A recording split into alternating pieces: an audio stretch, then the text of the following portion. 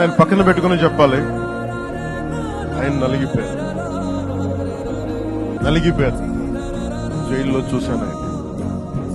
పాపం భువనేశ్వర్ గారి బాధను చూశాను. నేను అనుకున్నాను, అమ్మ మీరు కన్నీళ్లు పెట్టకండి, మంచి రోజులు వస్తాయని చెప్పి మంచి రోజులు వచ్చాయి.